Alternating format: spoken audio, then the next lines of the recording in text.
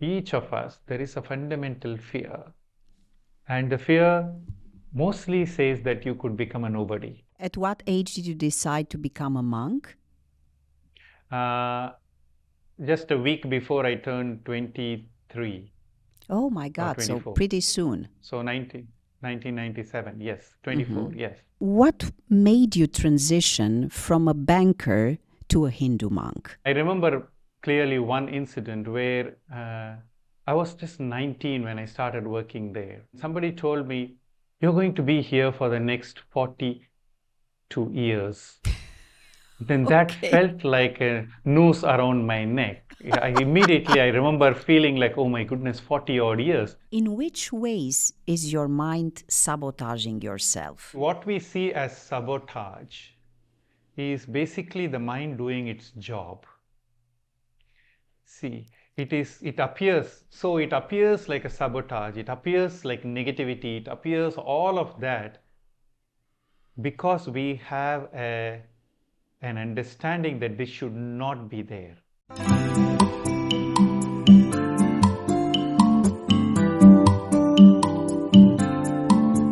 Salutare și bine ați venit la podcastul Întrebări care ne schimbă viața. Sunt Mihaela Nedela Perianu și astăzi îl am alături de mine pe Rajesh Ramani.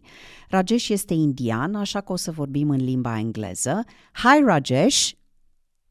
Hello, hi Mickey. And thank you for accepting to record this episode with you. You are in India, I'm in Romania, so let's see what we can do together. Yes, this is thanks for all the efforts that you put in making this happen. And as I agree with you, in today's world where we are all traveling and we are always moving around, thanks to technology as well, that we can sit together like this and to share Yes. whatever parts of our life. Yes. So, Rajesh, I will introduce you informally because we are talking here about mindfulness. We've met at the end of 2011. We met in Koh Samui in a wellness retreat. It's called Kamalaya. And you were at that time a life enhancement mentor. And I was very impressed by the fact that you started in your 20s as a banker. And also in your 20s, you transitioned unusually to become a Hindu monk for 14 years. Since then, since 2011, 2012, we are working together on me becoming a bit more wise and to live more consciously. So I would like to ask you, what made you transition from a banker to a Hindu monk? What was the reason behind? Well, there was no specific reason in that transition. It happened over a period of time. And I would say, like many 20-year-olds, I was also looking at life and trying to find a meaning out of life. And then I was in this as a banker. And I remember clearly one incident where I was just 19 when I started working there. And I was at that time the youngest man who was working there. And I had already finished a professional course and everything. So I was kind of in that space. And somebody told me, "You're going to be here for the next 42 years." Then that felt like a noose around my neck. I remember feeling like, oh my goodness, 40 odd years. And I come from a family of people who were in the banks. My father, my uncles, my aunts, everyone worked in banks. They were bankers? So, yes. Yeah. So for me, it was not a different thing. And it was like, okay, everyone told me like, you're settled in life, that's all. The next thing is you get married and then you have children. But somewhere there was a discontent in discovering what I was. This is all, now I can say it with more clarity than I had at that time, I would believe. But what happened was in that there was a search within me unconsciously. Then accidentally I found my spiritual teacher. So it happened through many small events. And initially I was not at all interested. I'm not a spiritual person. I'm not a religious person. I was just a guy who wanted to get the best job and want to move up the ladder and was pretty much confused about where I was in life. So that was my state. Okay. But somehow encountering the spirituality of my teacher, it brought changes in me. And it also brought changes in my family. How old were you at that time when you met your master, your teacher? 21, around 21. Okay. Yes, so 21, 22, around that age. At what age did you decide to become a monk? Just a week before I turned 23. Oh my God, so pretty soon. So 1997, yes, 24, yes. Okay. Yes, that soon. Good. And you were a monk for 14 years, right? Yes. And then you became a life enhancement mentor in several wellness retreats. You are traveling all over the world to teach wisdom, living consciously. Yes, I do. I've been traveling and teaching. If you add my years as a monk as well, nearly 25, 26 years. And then since stopped being a monk in 2010, so I continue to teach, continue to work with people. So in different settings. So I've been working with, as you know, where we met in wellness resorts and in retreats, in leadership workshops, and wherever and whenever I get an opportunity to work with people. So that's it. Yes. And also individuals, online, so everywhere. What is your purpose in life? How you define your purpose in life? What is Rajesh all about? Okay, so there are two questions here. So the first question is, what is my purpose in this life? And the second one is, what is Rajesh all about? Yeah. So over years, you can always understand purpose in different angles and different depths and layers. Initially, when we try to understand purpose, we think about what we can do is purpose. So whatever is there, a point of action in front of us, that is purpose. And then maybe we can derive meaning out of that action, and then it brings a certain sense of fulfillment. That means that is the meaning coming out of an action and a purpose. So initial stages, my purpose was very smaller in the sense that, okay, I should do a good job of what I'm doing. I should be helping 5 people, and then at that time I want to help 5 people in a better way. And I want to work on my own spiritual growth much better than I was. So this kind of purpose keeps changing. But what I've realized over time is the primary purpose is to live life. The biggest purpose is just to live life. Why? The reason is we have a consciousness, we have an awareness that is able to experience life around us. And we are able to experience life as the other. It is like, I can see, I can feel, I do know that I exist, and there is an awareness around all of this. This is the biggest and the only purpose, I would say. But having said that, I said earlier, everything is in layers. Another layer is where I want to do something good. So which is maybe helpful to other people, and through that it brings me a sense of fulfillment, a sense of being somebody who is positive, who has a value in this life. So the overall purpose is to live, and then a sub-purpose is to do something that can be helpful, and through which I gain a sense of pride. A sense of me, a sense of ego around it. Like, yes, I am this person, I have been able to help others, and through that I get benefited as well. Okay. Then there are other layers of purpose. When we go one more layer down, and then, purpose could be like, oh, I want to buy a nice house with a garden. I want to live by the beach, I want to travel, and then we can go on and then so. it's all about layers of purpose. It's also about different stages of life where we have different set of purposes that get revealed to us. And so that's where it is. It's a big answer. Yeah. And the other question that you were asked, like, what are you? What is Rajesh? It's not necessarily what is Rajesh. It's like, when I'm referring to essence, is what drives you, what keeps you moving, Okay. what keeps you awake at night, what motivates you. I don't think anything keeps me awake at night. Because, yeah.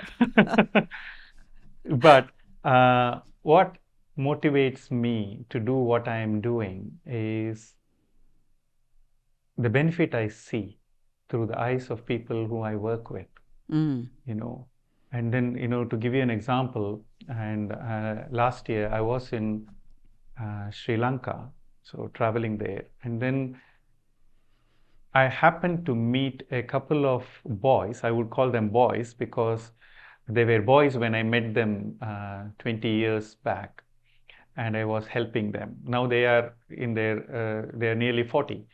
So they were teens when I helped them, when they were attending my retreats and when I was helping them, and we were in a team together, but I was the monk at that time. So I happened to meet these people nearly after 15 to 20 years later. And the moment they walked in, they started crying, and then they gave me a big hug, and then, and then they told me something. At every stage in our life, wherever we were suffering, wherever we were hitting a wall, wherever we would ask one question: what would our teacher Rajesh say and do? And then, so they could remember words of mine, which I've long forgotten. They could remember emotions, they could remember breakthroughs, and it has guided them for so long.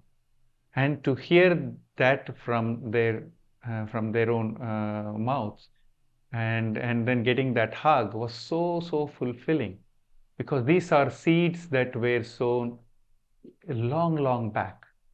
I had forgotten half of those times. I have just glimpses of that part of my life. I was so busy, but for them it was life-changing. I would say the same with my teacher and me. Sometimes when I teach, I could remember verbatim about what he was saying and where we were sitting and how it had an effect on me. So this is so fulfilling, and that is the reason why I do what I do. And every day, of course, in every job there are other aspects that we are not very fond of, but then the core of it that really keeps me coming back to what I'm doing is this. And secondly, personally, not just as a teacher, personally what keeps me going is the power of awareness, the power of knowing, the power of being aware of what is happening in this moment, and then the memory of this expanded state of consciousness. When I say memory, it comes and goes, but then I know that expanded state, and that expanded state of being where it is so aware, where it is so present, where being so connected, and I know that, and that gives me the drive to keep living life and then going back to this. Yeah, I remember that I learned from you, and for us it's very difficult, for many people it's very difficult to be aware and kind and to live in the present moment. So actually what you are saying is that you are enjoying, and your purpose is to be in the present moment, to experience life fully with everything that there is in this moment. Yes, and yes, as an idea, yes, as an experience, yes, but then it is not consistent. So being in the present is not a consistent state unless you are completely enlightened like the Buddha, or in some other places, or some other sages and saints. What we do is we keep it as as an example, as a reminder. And then, so the more we keep it as a reminder, the more it is possible for us to visit that place more often. The present moment. Yes. So we can visit that moment. So everything, see, awareness is not continuous. Awareness is one pointed at a time. So it is like basically like drawing an image or a painting with dots. It is not flowing, it is dots. So, sometimes we see these pencil dot paintings, and then, they keep on putting dots, and then at the end of it, they zoom out to find a big, beautiful picture. So it is about life. Each moment is a moment of awareness. And then if we are present to that, then we create a beautiful canvas. And then if we are not present to it, then we create some canvas. So there is always the striving to be present. Why being present? Because only in the present, there is a sense of fulfillment, there is a sense of completion, irrespective of whatever that experience is. Sometimes, people believe that, oh, I should have a positive experience, then I can be in the present. No, being in the present is not smiling. Being in the present is not being peaceful. Being in the present is not being happy or any of that. Being in present is to connect, to know what is happening. That what is happening could be anything. It could be an itch in my back. It could be a thought. It could be a beautiful scenery in front of me. It could be a nice smell. It could be a memory. So whenever people speak about being in the present, they immediately imagine being with something so nice and beautiful in front of them. Not necessarily. Sometimes you are sitting in a dark place, and then what is being in the present? Being in the present is to recognize the dark place, be it in a mentally dark place, emotionally dark place, or a physically dark place. That is the present of that moment. It may change in the next minute, next second. It keeps changing. So, but then being in the present is to recognize whatever is happening. Okay, one moment, there are so many things happening. Right now, I am seeing you on a screen. Right now, there is a breeze in this room. Right now, there is a sensation in my body. Right now, there is also a thought. So being in the present is not about knowing all of them, because we cannot know all of them at once. But being in the present is to recognize the movement of awareness between different sensations and sensory inputs and thoughts and emotions and feelings. So that is what it is. Among all of this, whichever is more powerful, or in that fraction of a second, that one will come to the core of to the center of my awareness. And then again, my awareness will shift. So, for example, if in my body I have a strong emotion, like assuming that now when I'm talking with you, I'm tensed and I don't know what to ask next, and I feel an emptiness in my stomach, which is not the case, but assuming, it's that will take over. If my mind has racing thoughts that are negative, for example, that will take over. Whatever is stronger in both positive or negative, does it take over, or is it mainly negative? No. It is not about taking over. It is about that will beg your attention. Begging for your attention. Yes. So anything stronger, if in this room suddenly there is something falling and with a big bang, of course my attention will move towards that noise. So many things are happening, positive or negative or anything. So, and then it begs our attention. So when we pay attention, so that is why it's not the negative takes over. So when we bring attention, whatever the process is, whether as you say, there could be fear, there could be negative thinking, there could be positive thinking, there could be pleasure, so there could be anything. When we bring attention to it, we have then a choice of allowing it to take over or not take over. If we don't have attention, whatever is stronger takes over. So if there is attention, we have a choice. Where there is no attention, whoever is or whichever experience is stronger, it takes over. Okay. Mm-hmm. So whether it is negative or positive, if I'm not paying attention to where I'm walking, I could be walking towards the smell of a cookies or pizza or something without knowing, and then suddenly I find myself in the shop, or even if I can find myself with a bag of French fries in my hands, and then I thought like, oh, how did I get this? Because I was pulled by my sensory inputs and then by my mind, and while I was not aware of what is happening. If I was aware, sufficiently aware or powerfully aware, then I have a choice. And how do you bring back yourself in the present moment for the people who are listening to us? And, the mind is not that trained to be present. How do we do it, minute by minute to bring ourselves back to the present moment? It is a tough job.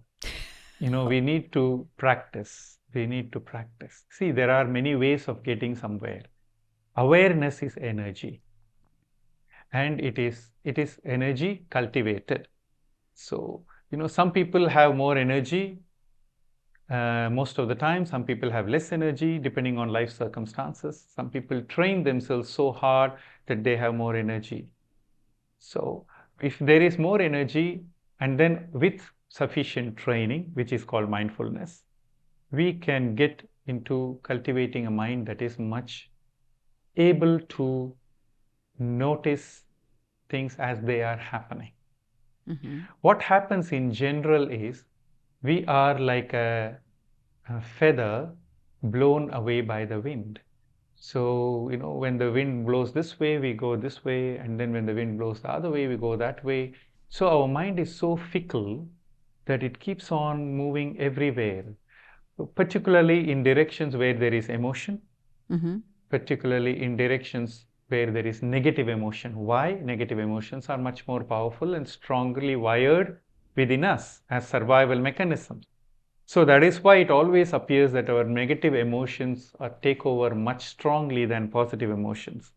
And all this applies only as long as you are blown by the wind. But when we cultivate our awareness, then we have a choice of moving with the wind to get to where we want to be. Okay. And it's what you are saying. Yeah, what you are saying is that it takes a life to train your mind to be in the present moment and to kindly bring yourself to be aware what you are doing, thinking, and gently with a smile bring yourself back to what is now.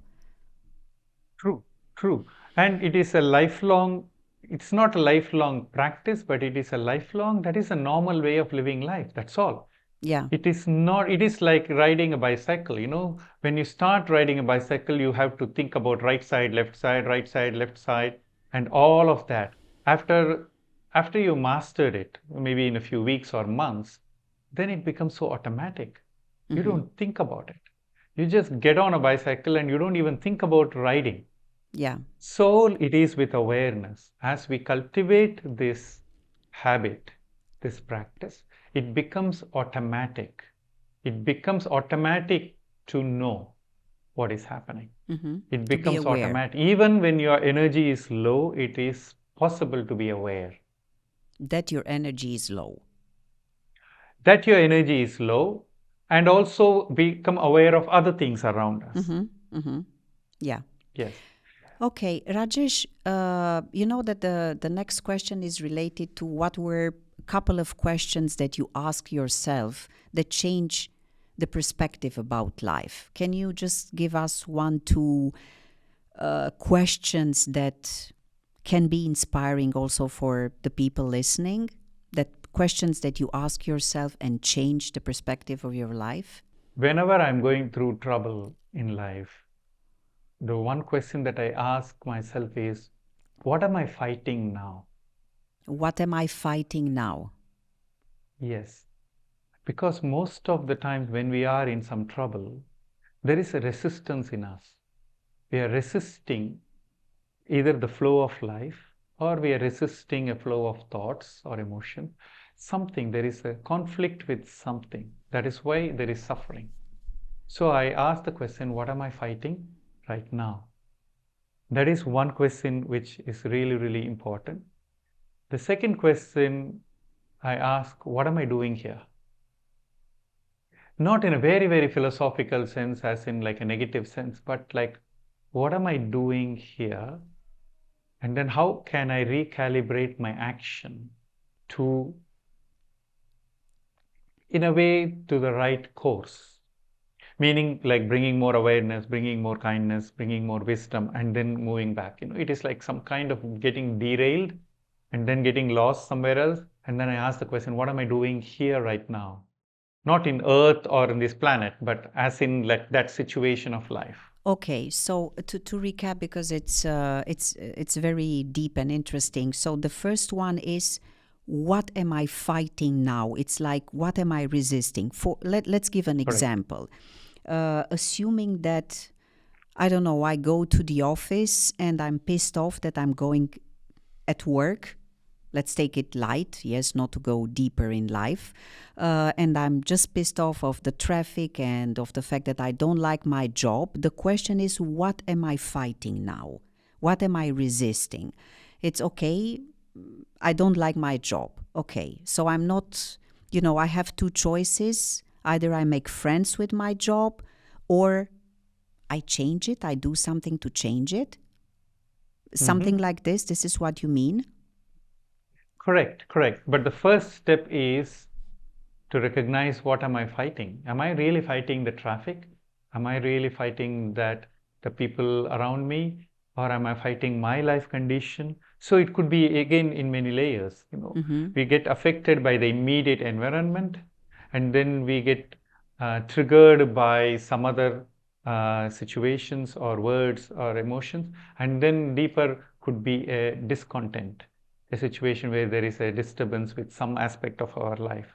So the way to go about it is recognize that I am in conflict, and then ask the question, recognize that I'm in conflict, and then secondly, look into, what am I fighting within me?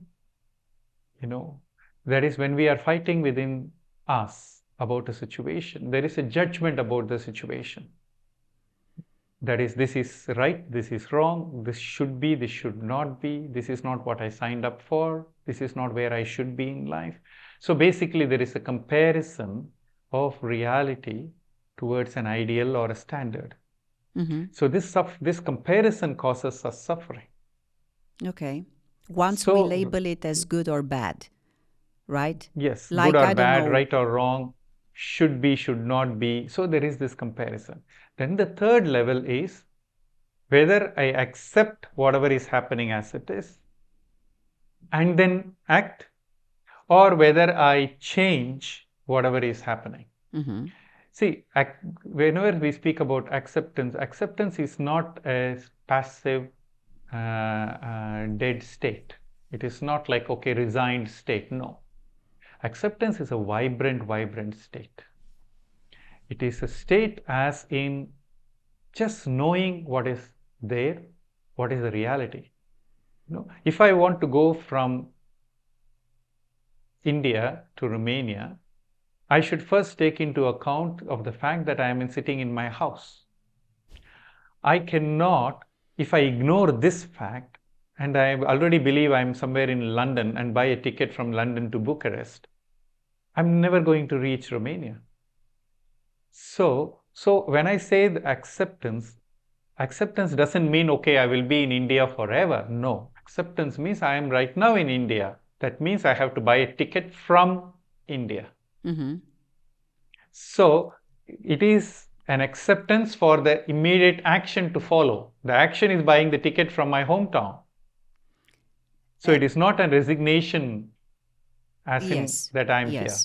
Okay, and it's as a metaphor, because you gave this example, but as a metaphor for how we live our lives is meet yourself where you are in life. Like, I don't know, for example, if you don't have money, you don't deny that you don't have money. You say, okay, I'm starting with this moment in time when I look at my bank account and I don't have money. So what's the first step Correct. that I can take to have more money? This is what you mean. Meet yourself where you are without fighting it, liking it, or dislike it. It's neither good nor bad. It is what it is. And see what you Correct. can do now to improve the situation. Yes. Is there any other choice, other than doing it this way? Rajesh, yes, and we people choose the other choice of bitching, moaning, whining, complaining, suffering. So yes, it looks like they are, we have so much other choices that are not helpful, Exactly. but the human mind goes on that road, Correct. yeah. Correct. It's So this is fighting, the it's only resisting. choice that leads to move forward. Every other choice is basically somehow celebrating our suffering and want to be more in that suffering. That's what it is. It is Okay. just like, why we do that? That's a very important question, because you brought that up. We do that because we are afraid of accepting the reality of that moment. We are so afraid. So that's why we want to blame somebody. That's why we want to be guilty. That's why we want to suddenly become so angry, and then we want to make big decisions. Everything coming from a place of a simple thing, not accepting what is the fact of this moment. So what you are saying is that it is more difficult to accept where you are today, right? Like, okay, I'm here, I'm doing the podcast, I have this in life and I don't have that in life. So instead of being at peace with what I have and what I don't have, what does the mind do is, no, it's not my fault. I have this, that's my merit, I don't have that. Yeah, no, it's my mother's fault, my father's fault, it's the society, it's because I live in Romania, blah, blah, blah. All the narrative that is just excusing me from taking responsibility for improving what I don't like. This is what you are saying? Correct. Okay, good. So we just want to beat around the bush. Mm-hmm. And stay there, because it is painful to notice where we are. Mm-hmm. Or we want to close our eyes and run away. And that doesn't help either. That's anxiety. That's anxiety. That's wishing somewhere else. Yes. That I would be somewhere else right now. Yes. Mm-hmm. Okay. And then you said that the second question is, what am I doing now? Right? What am I doing here? What am I doing here? So if I'm here with you, Rajesh, it's like bringing my mind to this moment, right? What am I doing here now is I'm talking with you, and the ideal state of mind is to be fully present here, engaged with you, not with any other buzz that is in my mind or my body. Drop this ideal state. That is not useful. Okay, that's an ideal state, and that puts pressure. Oh, yes. So, see, when I say, what am I doing here? It could be like, I feel stuck. Okay, I'm not moving. Or I'm running a lot. I'm just restless. Oh, but I'm confused. I moved away. I don't know, with something else. It is like a child suddenly following what she believes to be her mother, and then after some time, like after 20 minutes, finds out it's somebody else's hand, and then she's in a no man's land and completely new place. So what does the child has to do first? The child has to recognize that it's not my mother, and it's going to be extremely painful. So to recognize that I've lost, I'm lost, and then the child has to actively look for her mother in different ways. But to recognize that moment but to start that movement in searching for her mother, but she has to recognize that she is in a different place. So when I say what am I doing here, means what am I doing in the present scenario within my mind or in my life situation? What is happening? Have I moved away from my values? Have I moved away from my calling, like from my heart space? So these are all the simple questions that would come, like where am I? What am I doing here? Okay. And then going back just one step as a clarification, the ideal of being in the present is too much distracting, because then our mind projects what is the present. Instead, I would say, whenever you know that you are not present, you are already present, because that is the knowing. So, I was not listening to Rajesh the last few seconds. That means where are you right now? I got lost in a thought process perhaps.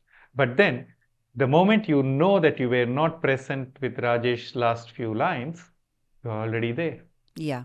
Okay. So it's just being aware what is your state now, whether it's good, bad, lost, stuck, happy, it doesn't matter. Exactly. Okay. Rajesh, the third question is, how do you stay connected to your power? And I feel like, laughing because you are meditating a lot. You teach people how to meditate, how to stay connected to their power, how to recenter themselves. But still, tell us how you stay connected to your power, and also what we can do more of to stay connected to our power, like centered. Okay.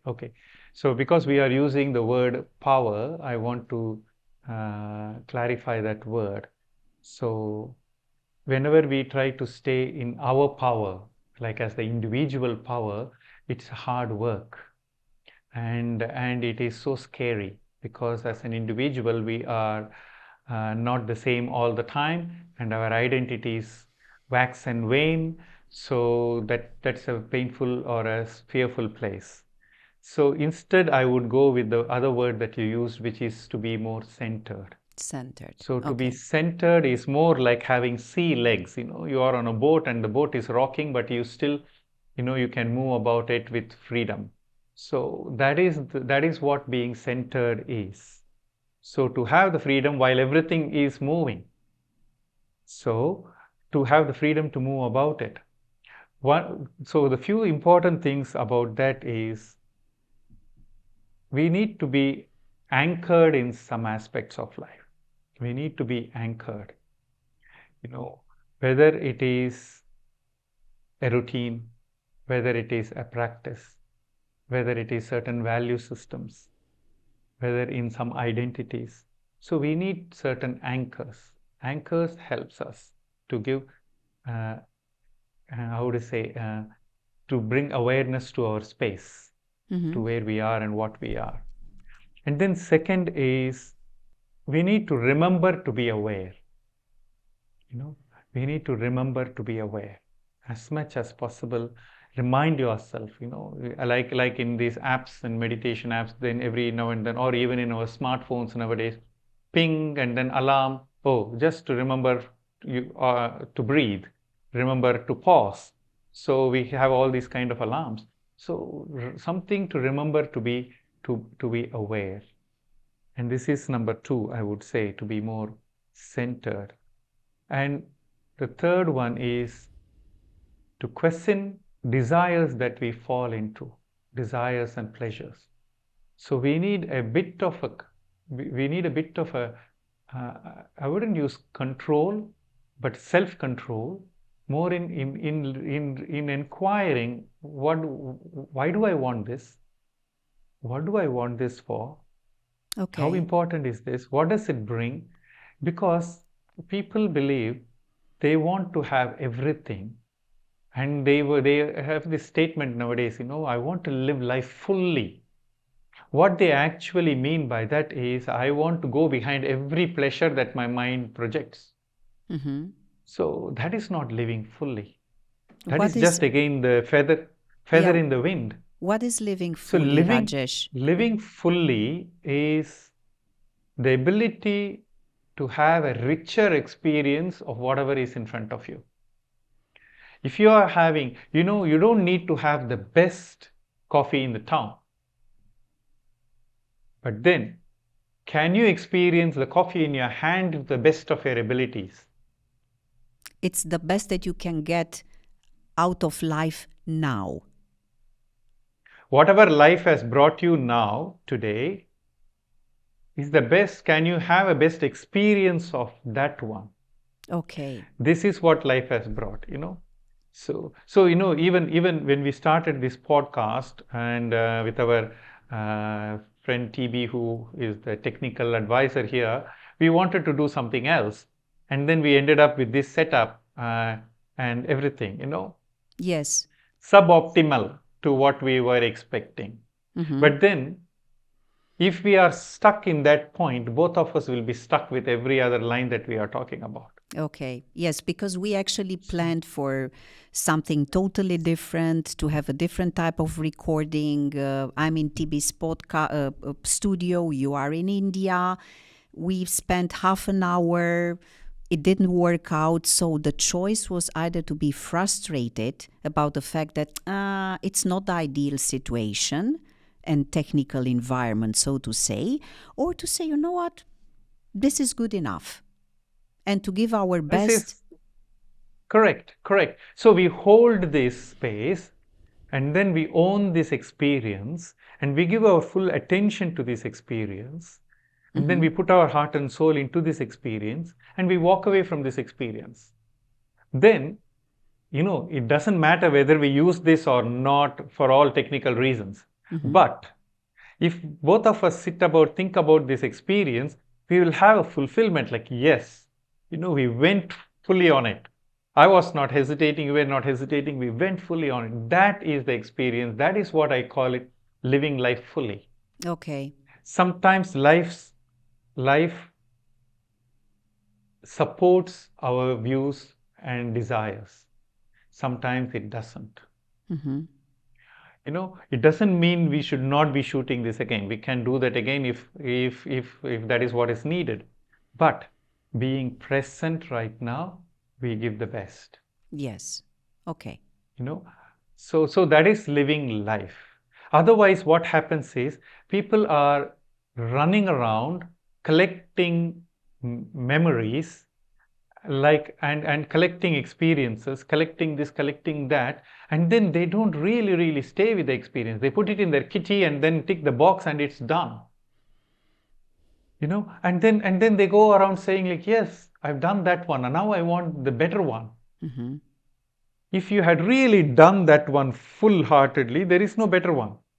There is a different one, no better one. There is a different one. There are different experiences of different qualities, of different subtleties, and all of those things available in life. And life brings us to us.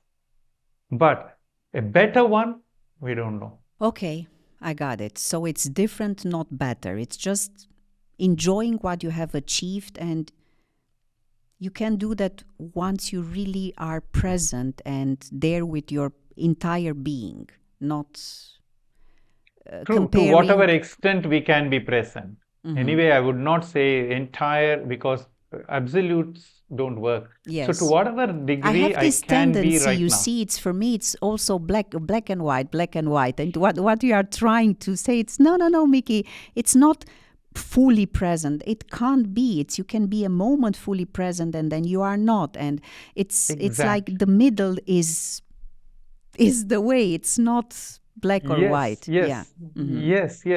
That's why I keep correcting that statement, because then our mind always, the mind is so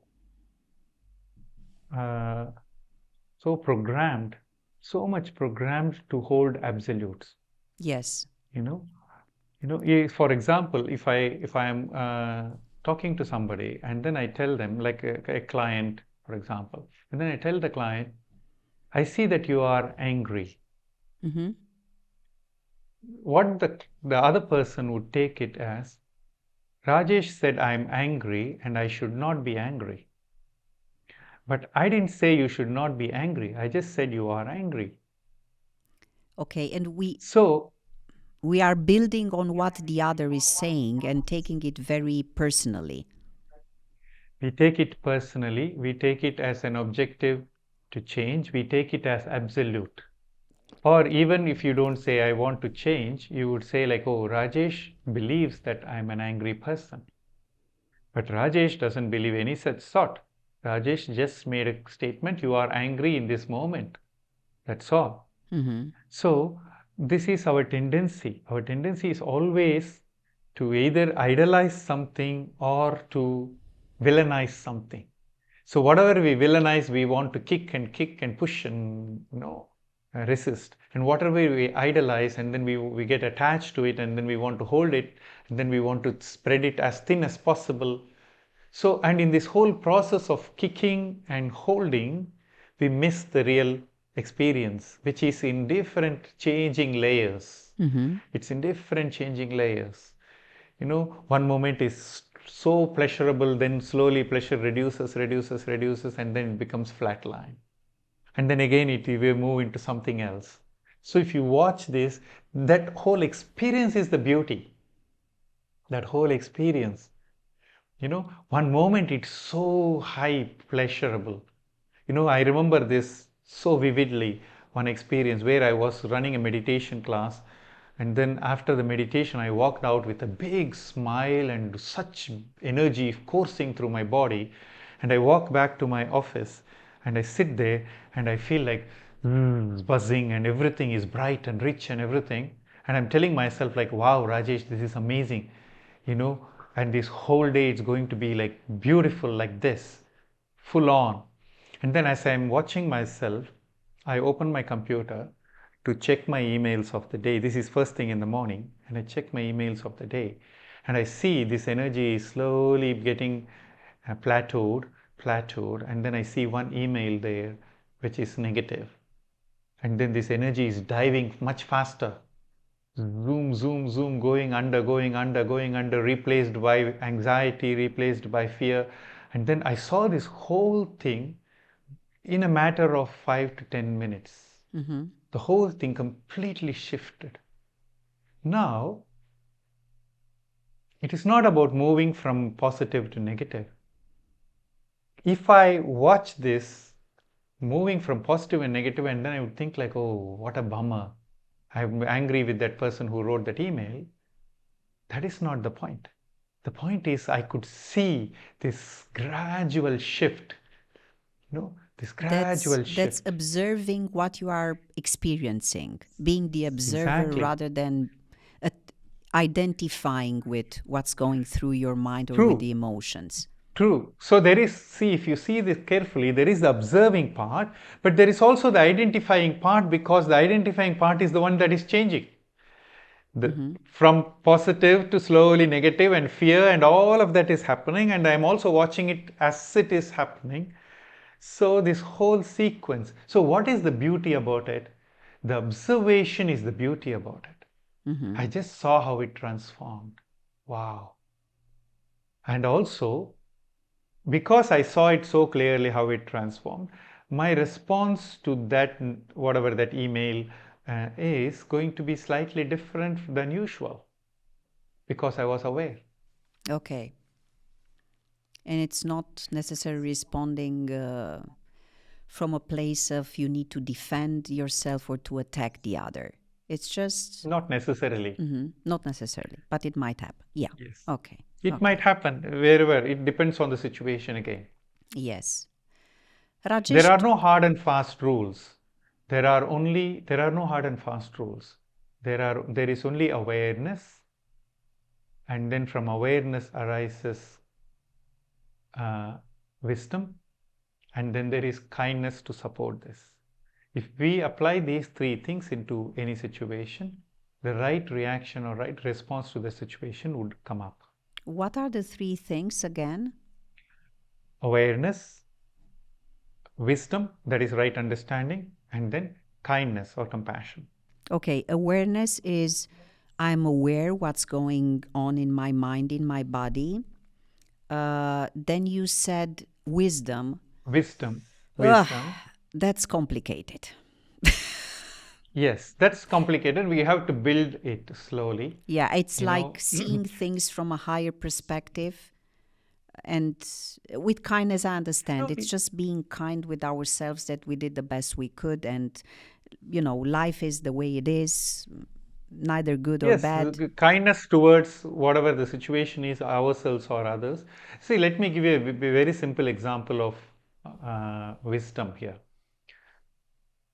Or these 3 steps. So, I'm sitting in this chair and suddenly I notice there is a pain in my back. Okay. And if I notice there is a pain in my back, this is awareness. Then wisdom is to understand, I'm not sitting properly to understand how gravity works. Mm-hmm. So here the wisdom is basically gravity. If you know gravity works in a particular way, which is knowledge and wisdom, then you adjust yourself and sit in the right posture, which will help you to reduce your pain. So wisdom is that easy. Whenever we think about wisdom, it's not like something very big, complicated, philosophical. And no, wisdom is a right understanding of the situation in front of us, whether it is a mental situation, physical situation, that is the wisdom. So naturally then there is kindness because, as you said correctly, kindness because this is the condition, and then as much as I am part of it, the other person is also part of it. And then so we bring compassion to whoever is going through this situation of suffering. In which ways is your mind sabotaging yourself? What is that voice that is challenging you, telling you? And if it's for an ex-Buddhist, not Buddhist, Hindu monk and life enhancement mentor, is it still possible to be sabotaged by voices? Yes, all the time. See what we see as sabotage is basically the mind doing its job. See, it appears like a sabotage, it appears like negativity, it appears all of that because we have an understanding that this should not be there. That is why it appears as sabotage. Basically, it is not sabotage. It is basically a mind that is seeking to be secure, a mind that is afraid of pain, a mind that is afraid of breaking down or broken down. And so what is basically happening is either the mind is trying to become secure or it is resisting to whatever is making it insecure. So this is the whole game that is happening. So that is why when we pay attention to this, sometimes attention is difficult. Our energy is low. When our energy is low, awareness is not strong. Sometimes, we know something like this. I'm thinking negative. I should not be thinking negative. I know I should be aware of it. I know, but then I don't have the power to change that thought that is moving through me. Yes. So I have only that much awareness that I can see there is a negativity happening, or there is as you use the word sabotage happening, or suffering, a course towards suffering is happening. But sometimes I don't have the power to go through that. But sometimes I have the power to change it. So what we can do is, as we cultivate our awareness more, and as we cultivate our wisdom, again, I shared a wisdom right here. It is not about sabotaging, it's about seeking security. So when we see the whole process as a process of seeking security or a process of fear that is manifesting, instead of putting a negative stamp like a sabotage, and everything. So when we shift that view and then we see, then naturally there is compassion that arises in that situation. Going back to your question, yes, you asked one earlier question, what is your core? One thing I've realized over many years one major core of Rajesh is fear. Fear. Fear. I see fear all the time. There is fear all the time. There is fear about inside, outside, reasonable, unreasonable. There is I don't know why, but there will be a continued fear. So that is also true. Not like 24 hours fear. No. When I say continued, means there is an underlying fear that is always there whenever we bring attention inwards. So that is also there. That is how, but how I understand it, that is the nature of the mind. The mind is always scared around something. We will not go into that kind level of teaching right now. But then there is a fundamental fear inside each individual here. Mm-hmm. Each of us, there is a fundamental fear. And the fear mostly says that you could become a nobody. That's the purpose of fear. That's the purpose of the fear. So that fear is there in me, and it takes different colors at different points. Sometimes it takes the color of success, failure. Sometimes it takes the color of loved, not being loved. Sometimes belonging, not belonging. But then over years, I've also trained myself to see this fear and then see that it is presently taking this color right now or shape. Mm-hmm. So, when I look at the bank balance, then it would take the fear of not having money. Mm-hmm. When I look into talking to somebody else, then it will take the fear of not being loved enough. So the fear takes the shape of the situation or scenario in front of us. Mm-hmm. And that I know very well. So when people ask me, who are you? I would say, I am fear. I am also awareness. I am also kindness. I am also anger. I am also all of these things. So that's why with everybody I meet, I always see I have a Me Too movement with each person. Okay. Yes. Sharing the same emotion, thoughts. It's like yes, fundamentally, yes, mm-hmm. yes. Yeah. So we all will be having fears. We all will have negative thoughts. We all have all of those things. Mm-hmm. It is only the question of slowly and steadily cultivating and our awareness, wisdom, and kindness. And then it would bring us into a better, balanced space. That's why I would call it sea legs. The sea is turbulent for me and also the other person. But if the other person is so able to adapt and move and with right understanding and everything, they are enjoying it and I'm suffering it. That's all the difference. Yeah. Mm-hmm. Okay. Or even if they are not enjoying it, at least they are getting things done. Yeah. They are moving about it. Rajesh, we are approaching the end of this episode. For people that want to reach out for you, where can they find you? They can find me at Mindfulness and Beyond. Mm-hmm. And the website is mindfulnessandbeyond.org. Yes, so we will post that in the link. Yes. Yes. And they can always find me through you as well. Yes. So that is also there. Yeah. So, yes, absolutely. Are you on LinkedIn? You are. Rajesh Ramani. Yes. Rajesh okay, so Ramani. We will. Yes. Okay. Yes, through I'm in me, LinkedIn obviously. As well. Mm-hmm. Yes. So, yes, I will be really, really happy if any of you have questions about how to go about simply living life, and then how to make it much simpler than what it is, and how we make life right now. And that is the whole point and purpose of all this exercise, all this teaching and everything. Mm-hmm. Because life is not as complicated as we believe it to be. And it is not as treacherous as well. Sometimes it appears so much so. But having said that, this is the mind, this is the life that we have. So we can make the best out of it, or we can, as Mickey was saying earlier, sit and complain about it all the time. Mm-hmm. Actually, Rajesh, I just want to tell people that are listening that I'm attending one of the trainings that you and your wife are delivering and teachings, it's conscious living, right? Conscious living. Yes, living consciously. Living consciously, yes. So that's, for me, that's there is a lot of wisdom, and I really enjoy attending this program. Yeah, so thank you. Thank you. Rajesh, thank you so much for accepting the invitation, for sharing your wisdom with us.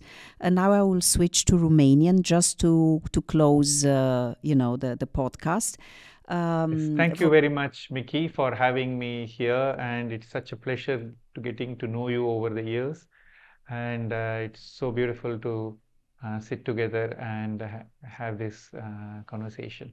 Thank you so much. Mulțumesc foarte mult că ați urmărit acest episod, sper să vă inspire. Stați conectați la centrul vostru, cum spune Rajesh, nu la puterea voastră, și la podcastul Întrebări care ne schimbă viața. Pe data viitoare!